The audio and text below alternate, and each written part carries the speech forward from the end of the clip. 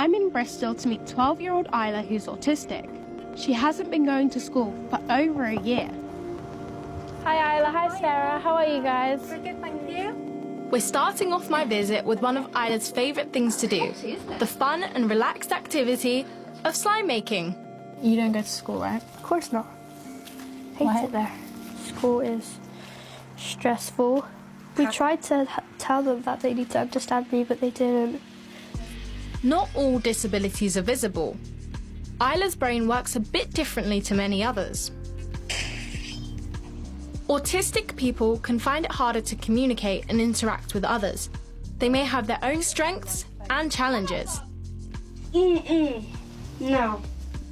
Some of the most basic tasks are overwhelming to Isla. You can't do it unless she washes something to try and take her mind off of the pain. Stop it. So brushing her hair and teeth, and even getting dressed, can be difficult. And on some days, impossible. A part of Isla's autism means that sometimes her nervous system sees commands as a threat, which means an instruction from an adult can really stress her out. That made primary school really hard. The teachers, if I got stressed, they would drag me into a room and lock me in there so I could get my anger out. And how does that make you feel? Sad. Isla got so overwhelmed that she went from hiding under tables to trying to climb the school gates to escape. I hated it so much. I didn't want to be there, so obviously I wanted to escape it, so I tried, but they didn't let me.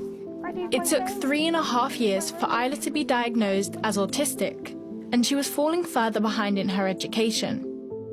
Finally, in September 2023, she started attending a special school that could cater for her educational needs.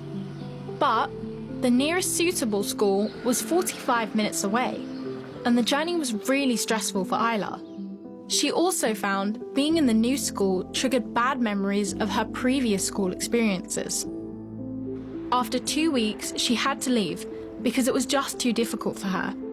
Now a teacher from the school visits at home, but Isla can only manage a couple of hours each week. It just means that my school comes to me and said I have to go, which is better, I guess. Do you think you'd go back to school? Or... Absolutely not. Really? No.